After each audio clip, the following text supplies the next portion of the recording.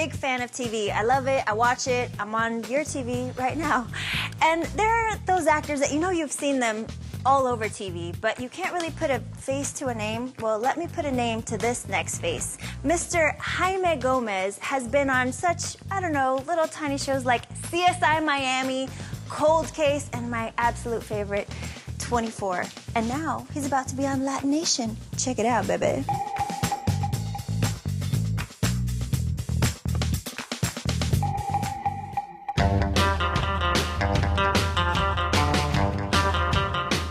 Before he was appearing in blockbuster gems like Crimson Tide and Training Day, Jaime Gomez was coming of age in the Southern California beaches with a murky connection to his heritage.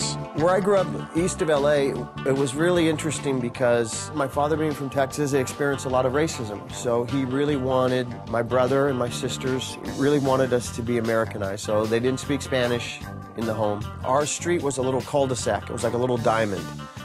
We had Asian kids there, black kids, white kids, Mexican kids. We grew up riding the bus to the beach.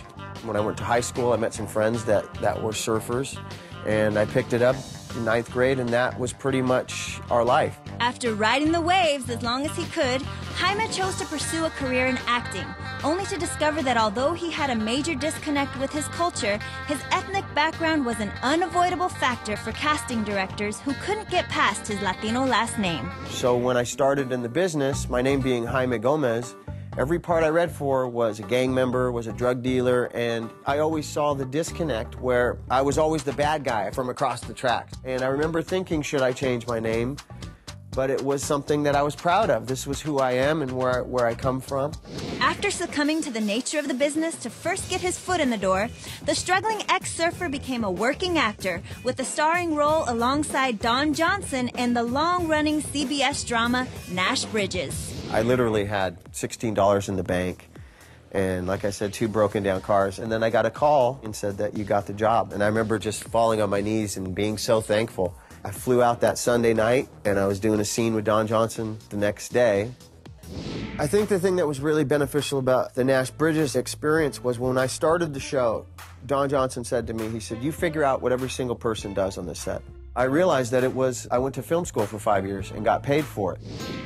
On his way to becoming a bona fide showbiz veteran, Jaime never let go of his years as a struggling actor and chose to apply his new director, producer, writer skills to projects where he could control the kind of roles and stories being told. The nature of the business has really made me kind of look in the mirror, and I think as we grow older, you try to evolve anyways. You try to understand who you really are. It's really become clear in my eyes that I'm a Mexican-American living in America and being proud of that heritage. That's led me to where I'm at today.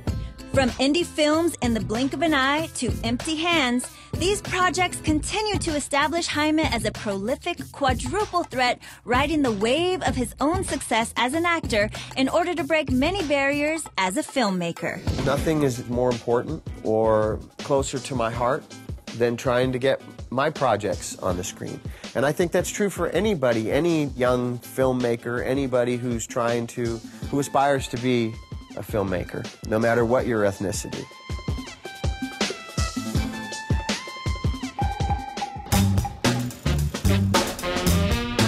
Brought to you by Verizon.